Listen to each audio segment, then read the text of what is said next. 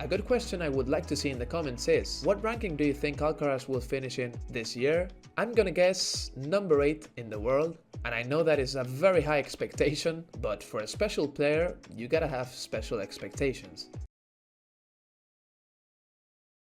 Ladies and gentlemen, the 2022 ATP era number 1, Carlos Alcaraz!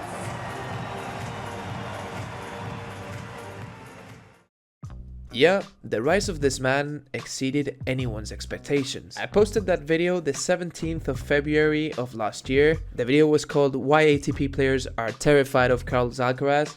And at that time, the majority of comments predicted that Alcaraz would end the year between number 10 and number 20 in the world. And if someone would have put that he would end the year as world number 1, I think anyone would have thought that he was joking. Till that date, Alcaraz hadn't even won an ATP 500, but that same week where I posted the video, he went on to win his first. That was at Rio.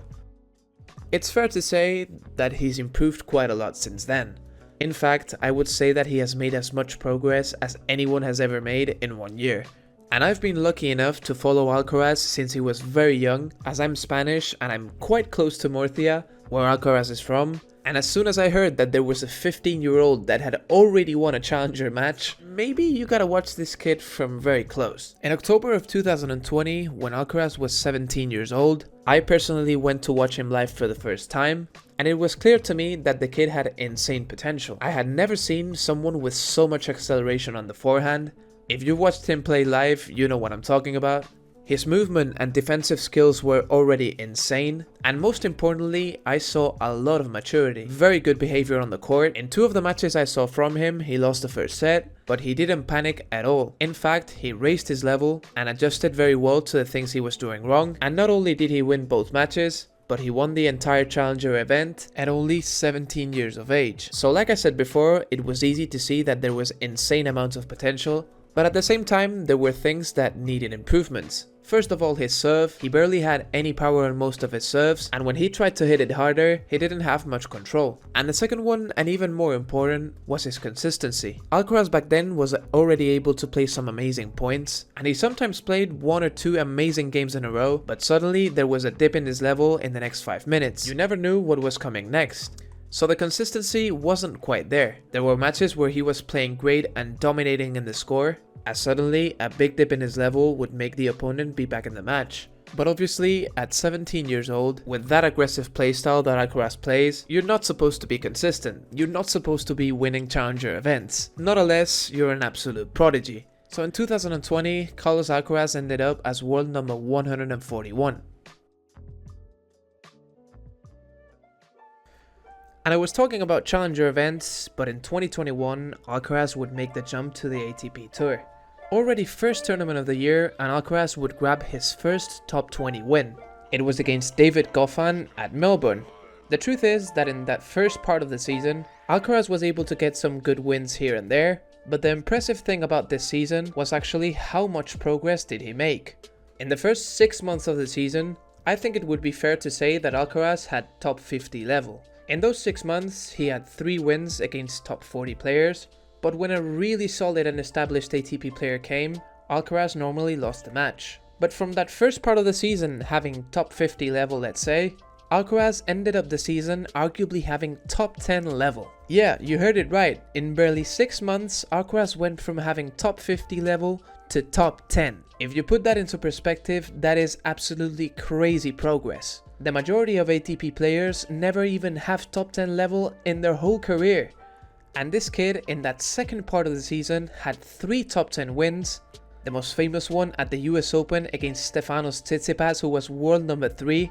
He clinched his first ATP title at Umag, and he ended up his season being the next gen finals champion, dominating the best young players in the world that were 1, 2 or even 3 years older than him. So how did he make so much progress in so little time? Well, like I said before, the big weapons were already there. But the 2 things that I mentioned earlier, he actually improved immensely. The power on his first serve increased a whole lot throughout the season, and although in general his first serve percentage was low, his first serve now became a weapon. In the next gen finals, Alcaraz was consistently cracking 140 mph first serves. And when you gain confidence in your serve, your game elevates exponentially. because a big problem for Alcaraz in the past is that his serve was broken many times throughout the match. With this improvement, he took so much pressure out of him, and when a guy is used to throughout his whole life to have to fight through his service games, when he starts to serve well and can feel that him getting broken is much more difficult, that also gives him more energy to put into the return games, and more margin of error to play aggressive in those return games. So with a famous victory in the biggest stadium of tennis, against one of tennis' biggest stars, the first title of his career, 2 more top 10 victories, and a next-gen finals championship, everything was set up for a magical 2022 season, where Alcaraz would start as world number 32. His first tournament of the year was of course the Australian Open, and in the third round, Alcaraz would encounter his first top 10 challenge of the year, a match against Matteo Berrettini, who he had already beaten months before. But this time, Alcaraz started the match quite badly, and he put himself 2 sets to love down, a disadvantage that he could not come back from, and although forcing a 5th set, where he even had chances to break, he ended up losing in a 5th set tiebreak. A tough loss, but again, Alcaraz demonstrated that he had top 10 level. His next tournament would be at Rio de Janeiro, on the clay, and in the quarterfinals, Alcaraz faced Berrettini again, and this time, it was Alcaraz who came on top, getting his first top 10 win of the year. Alcaraz then beat Fognini and Schwartzman to grab his first ATP 500 title, placing himself in the top 20 for the first time. His next tournament, Indian Wells, where Alcaraz came out firing and didn't lose a single set in his road to the semifinals, a semifinal in which he would face Rafael Nadal.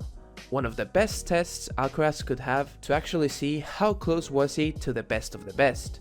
And in fact, he was very close. And in a match where unfortunately an insane amount of wind was the protagonist, Nadal came through in 3 very tight sets in a match that I'm sure Alcaraz learned a lot from.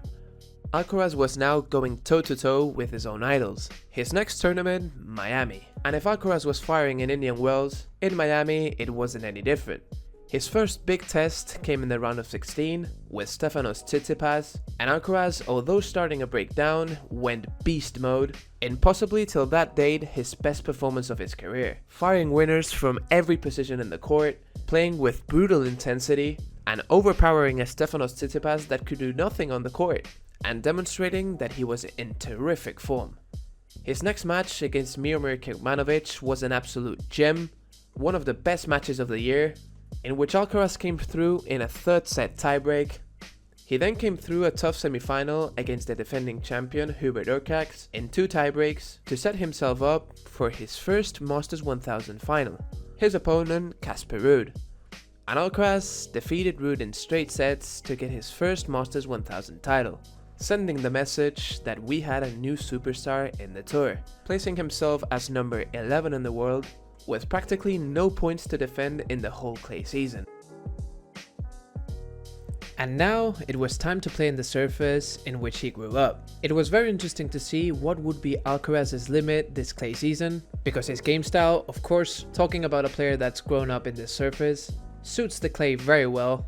And after a surprising defeat at Monte Carlo, Alcaraz won his 2nd ATP 500 at Barcelona, with a miraculous win in the semi-finals included, and where he had to play the final the same day that the semi-finals. But almost 5 hours of tennis was no problem for Carlos Alcaraz, as he destroyed Carreño Busta in the final, and sending another message to the tour that he was prepared to win anything, rising up to world number 9.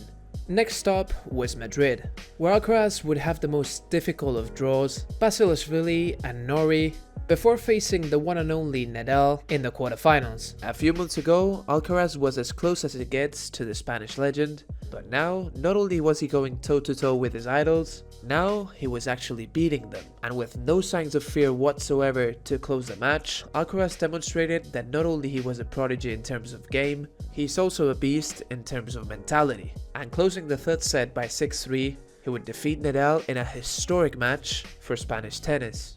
And his next match was another historic one, his first meeting against Novak Djokovic. Nobody has ever beaten Nadal and Djokovic back-to-back on clay, and Alcaraz, after beating Nadal, should have a little bit of hangover. You know, all this news of the 19-year-old prodigy who has beaten Nadal, the legend, That news all over the country, you could think that that would have a little bit of effect on Alcaraz. So much expectation on someone so young. Well, his next performance against Djokovic was another historic one. A titanic battle of incredible level that was decided by a few points here and there in favor of Carlos Alcaraz. Another demonstration of incredible mental strength, beating Djokovic coming from a set down, winning 7-6 in the third. Again, no signs of nerves at all to close the match, showing amazing maturity and showing that he was born to be a champion and that he had no fear to beat anyone. The final would be a match against Zverev, who was far from his best, you gotta say, and Alcaraz surely made him pay, only dropping 4 games to clinch his second Masters 1000 title, moving to number 6 in the world and placing himself as one of the 3 favorites to win the French Open.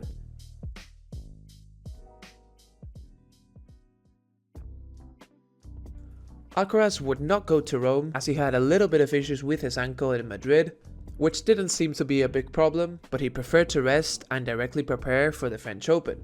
A French Open that had 3 clear favorites, of course Nadal, that although looking injured in Rome, at Roland Garros, Rafa is always the favorite, Djokovic, who played an exceptional Rome tournament where he didn't drop a single set, and the man of the moment, Carlos Alcaraz. Alcaraz would have a big scare in round 2, where he even had to save match point on the return against Ramos Vinolas. Another miraculous win with some of the most amazing points you will see, and a hard-fought victory that could be the key in a run for the title. Some very good wins in round 3 and 4 against Korda and Khachanov, and we would see a rematch of the Madrid final, a quarterfinals match against Sasha Zverev, who was far from his best in Madrid, but this time came inspired to this match and played at his very best level.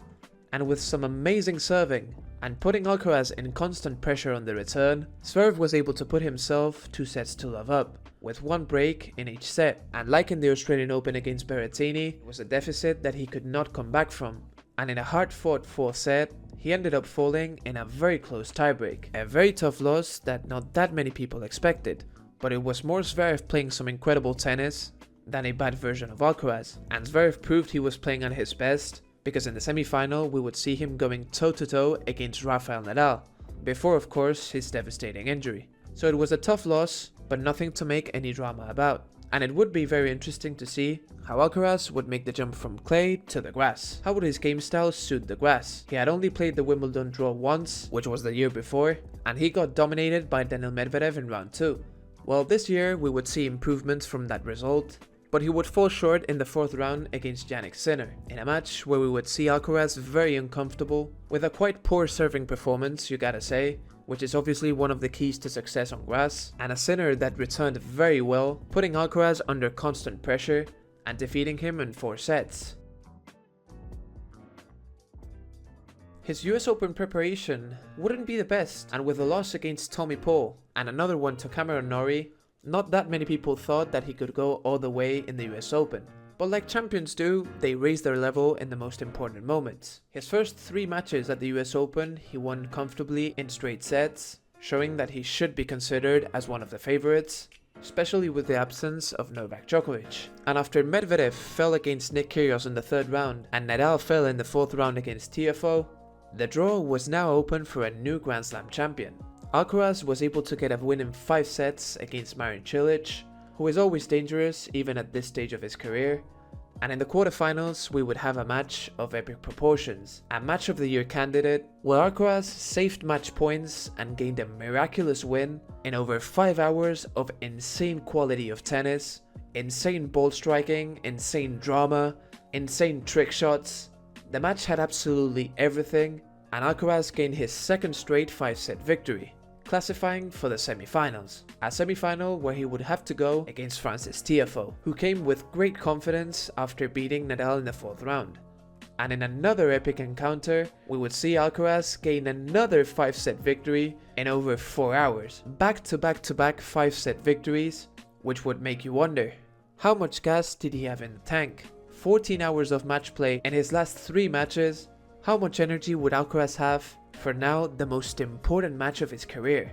Not only a match to win his first Grand Slam title, but a match where he would play for the world number 1 against Casper Ruud, an opponent who he did have success against in the past.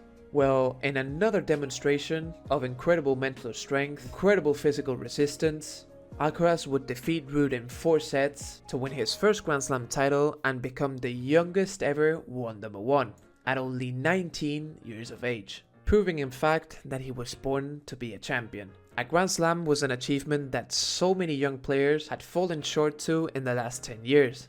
Alcaraz, in only his second full year in the tour, was able to achieve it.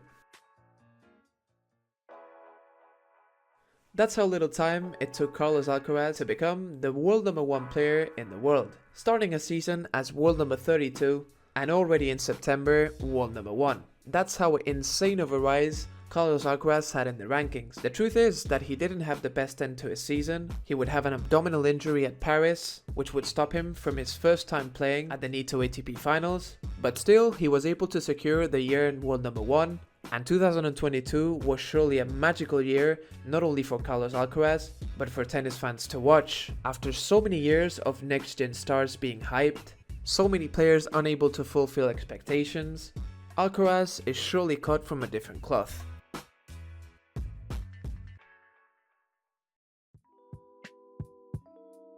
So the video is about the rise of Carlos Alcaraz, and you cannot rise from the world number 1. But let's touch a little bit this season. 2023 has been the season where Djokovic and Alcaraz have both been fighting for the world number 1 spot and basically being the best player in the world. And curiously, Djokovic defeated Alcaraz in the clay of Paris, where the Spaniard was the favorite in the odds. And again, against all odds, Alcaraz defeated Djokovic in the grass of Wimbledon, having an incredible jump of level on the grass since last year, spoiling Djokovic's massive streak on Wimbledon, winning his second Grand Slam, and proving that as of now, he can be considered the best player in the world. So, not a bad rise this young kid has had. Absolutely amazing player to watch, super likable personality, incredible mindset, great team around him. There's absolutely zero doubt that we're gonna see a lot from this kid in upcoming years. So that would be it for the video. I really hope you guys have enjoyed. If you did, make sure you hit the like button and subscribe to the channel if you would like to enjoy more original tennis content of this style. That said, I hope I see you guys in my next video. Peace!